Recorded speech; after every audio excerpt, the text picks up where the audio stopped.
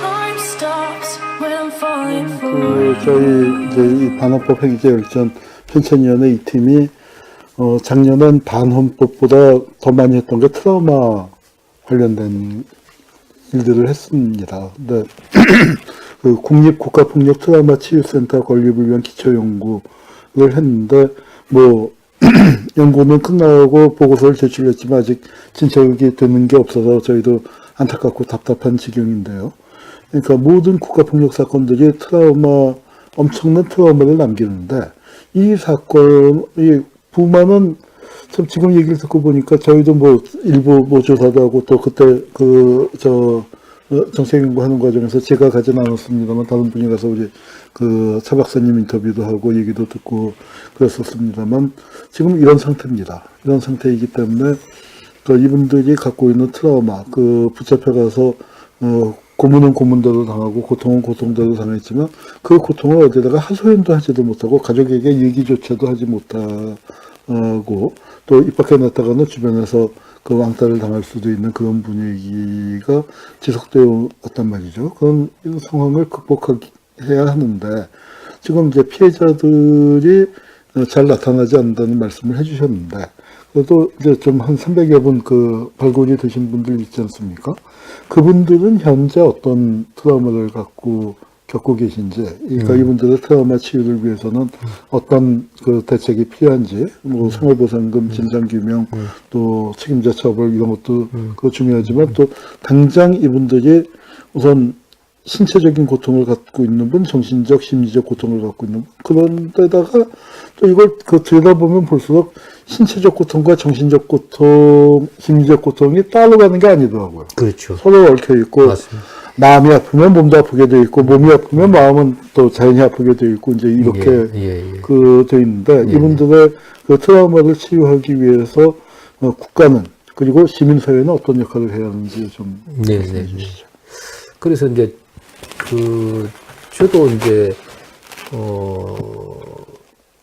이 위원회 일을 하면서 이제 의아하게 생각했던 부분이 뭐냐면 그 당시에 부마항쟁에 참여했던 분들이 붙들려 가서 당한 고문이나 가혹행위 또는 계엄군들이 특히 공수부대 또 뭐 해병대도 있고 뭐 있습니다만은 이런 군인들이 무차별 폭행을 시민들에게 가해가지고 중상을 입히고 했던 사례가 뭐 정말 많거든요. 그런데 이제 이런 것을 당하고도 그때는 무서워서 병원을 못 갔습니다. 왜냐면 병원에 가면 신원이 밝혀질까봐. 그래서 그냥 집에서 자가치료를 했어요. 병원에도 못 갔죠. 병원에도 못 갔습니다. 그랬던 시절을 오랫동안 겪어왔기 때문에 이분들이 지금도 그 후유증으로 잠을 못 잔다. 그 다음에 취업이 제대로 안 됐습니다. 실제 그때요. 부마가 계속 그 전력이 따라다녀서 취업을 제대로 옳은 취업을 못하고 그냥 이렇게 아주 열악한 조건에서밖에 취업을 못했던 그런 사례도 많고요. 하여튼 이런 많은 피해들을 당하고 살아오면서 지금도 그런 고통을 받는 사람들이 많습니다. 일일이 제가 그 사례를 다 말씀드리기는 어렵지만 어쨌든 그런 분들이 이제 그래서 이런 상황에서 트라우마 상위 신청이 별로 없었어요. 그 이전에.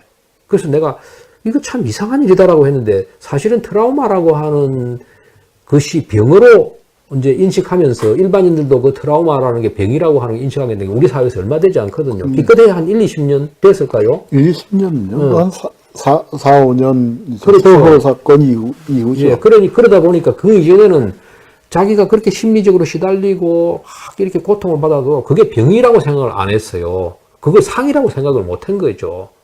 어디가 깨지고 다치면 상이라고 생각하는데 그렇게 마음이 멍들고 상처받은 것을 병이라고 생각을 못 했기 때문에 상위 신청이 거의 없었던 거예요.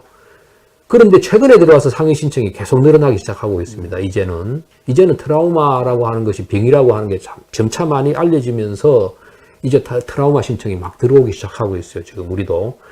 그래서 앞으로는 이제 그런 상위가 많이 늘어날 거로 생각합니다만은 뭐 제가 주변에 알고 있는 분들만 해도 상당히 많은 분들이 그런 것으로 고통받고 있는데, 그 본인은 그게,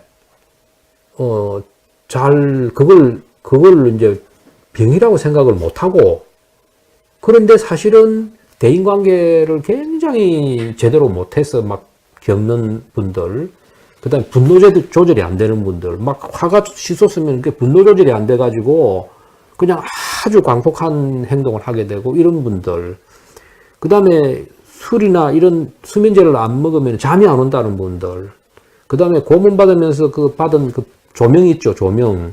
이런 것 때문에 밤에도 불을 켜야 잠이 온다는 분, 각가지 형태로 이런 것들이 나타나고 있습니다. 그래서 그런 것들이 뭐 몇 년으로 간 게 아니고 벌써 40년이잖아요. 40년이 다 됐는데, 아직도 그런 분들이 상당히 있습니다. 그래서 이런 분들은 이제 정말 국가가 치유를 좀 해줘야 되고요.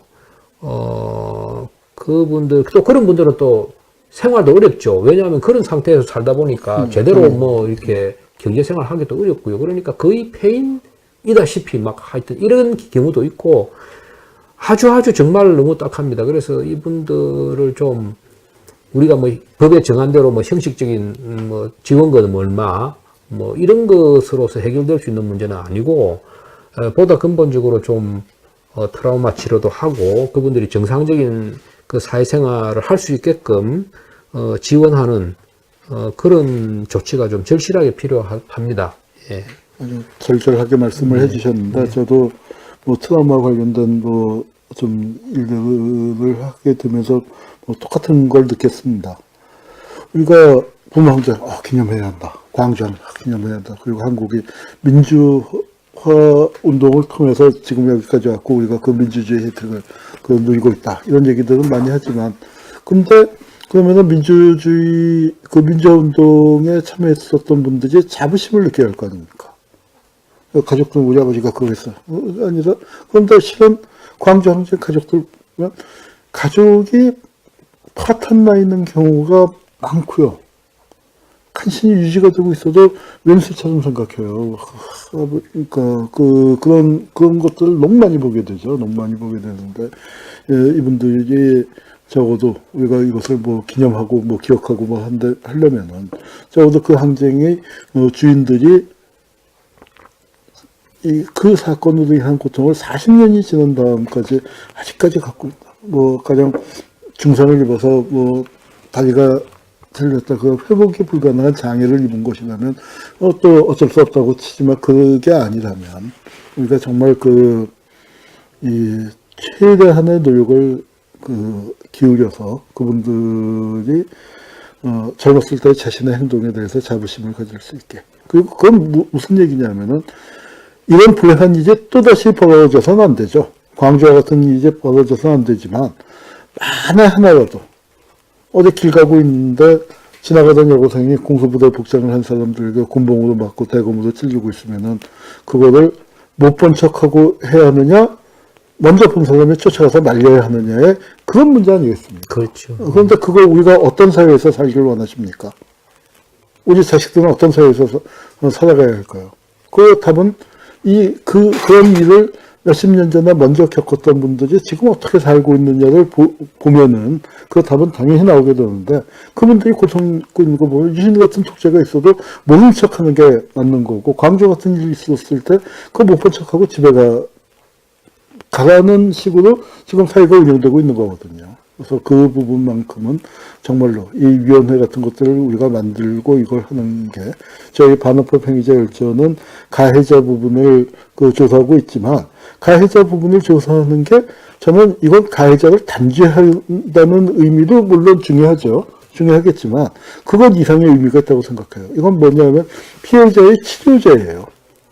가해자에 대한 단죄 자체가 목적이 아니라 이게 피해를 입은 사람을 회복하는데 절실하게 필요해서 하는 거고요. 그런 점에서 본다면 우리가 이제 여러 가지 피해자들이 갖고 있는 트라우마를 치료하기 위한 방법이 여러 가지인데 대부분의 경우에는 부모는 그나마 다행인 건 뭐냐면 부모 항쟁의 가해자들이 어떤 자연적인 수명을 다했거나 또는 부모 항쟁의 가해자들이 부모 항쟁에 참여했던 사람을 욕보이는 일은 없죠. 광주는 그게 지금 있습니다만, 이제 그런 상황입니다만, 그럼에도 불구하고 그 트라우마라는 건 누구의 트라우마가 더 심하다, 덜 심하다, 그렇게 얘기할 수 없는 문제이기도 합니다.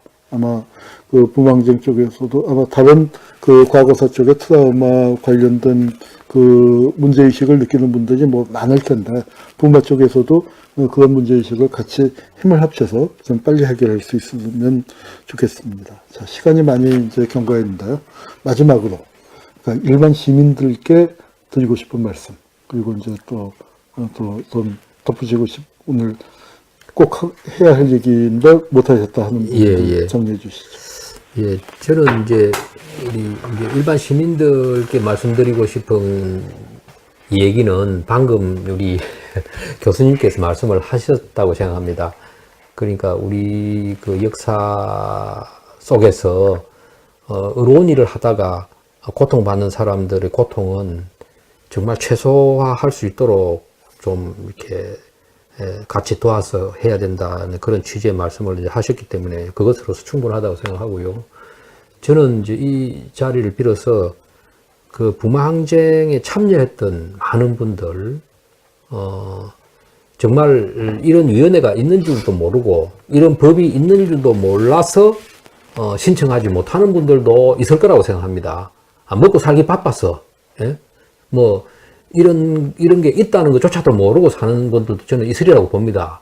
또 하나는 알기는 아는데, 아유, 내가 뭐 40년 전에 뭐 그런 좀 두들겨 맞고 뭐 며칠 고생을 한 걸 가지고 뭐 내가 굳이 뭐 나서서 이렇게 했노라고 뭐 말할 게 있겠냐라고 생각하는 분들도 상당히 많으신 것 같아요.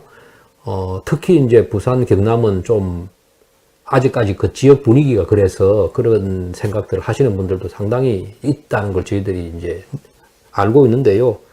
이제 이게 우리가 역사를 바로 세우는 일이거든요. 그래서 뭐 우리가 이제 나중에 보상을 어떻게 하는가 하는 문제에 있어서는 여러 가지 방법이 있습니다. 우리 법에 의하면 30일 미만은 생활지원금을 지급할 수 없게 되어 있어서 문제가 있기는 합니다만은 꼭 우리 법에 의해서만 할 수 있는 게 아니고요. 바로 법원에다가 국가 배상 신청도 할 수 있습니다. 내가 예를 들어서 열흘간 그 구금을 당했는데 그 열흘에 대해서 보상을 해달라는 것을 우리 법에 의하지 아니하고도 직접 법원에다가 국가 배상 신청할 수가 있어요. 지금 그렇게 이미 하고 있습니다. 그래서 그런 보상의 문제도 할 수 있는 방법들이 있고요. 그 다음에 그게 아니더라도 그러한 행위들을 이렇게 드러내어서 말씀해 주시는 것만으로도 우리가 진상규명을 하는데, 부마항쟁의 진실을 규명하는데 정말 절실히 필요한 그런 경험들을 우리가 같이 공유하는 것이거든요. 그래서 이제 그런 용기를 좀 내주십사 제발 간곡하게 부탁드리고 싶습니다. 그래서 저희들이 이 부마항쟁의 진상규명, 우리 위원회가 이제 문 닫게 되면은 더 이상 국가 차원에서 진상규명의 기회는 없습니다. 이게 마지막입니다. 이제 처음이자 마지막입니다. 그래서 정말 간곡히 부탁드리는데, 부마항쟁으로 고통받으신 많은 분들께서 혹시 이 방송을 보신다면 꼭 좀 신청을 해 주시도록 저희 위원회가 그 홈페이지도 있고요. 뭐 하여튼 여러 가지 방법으로 이렇게 홍보도 하고는 있는데, 어쨌든 뭐 이렇게 쉽게 알 수 있습니다. 그래서 꼭 좀 참여를 해 주시고 신청을 해 주십사 하고 부탁드립니다. 네. 네. 그 부마항쟁 진상규명위원회 대표번호나 홈페이지 찾는 거, 네, 그거를 저희가 그런 방송 때 띄워보내도록 하겠습니다.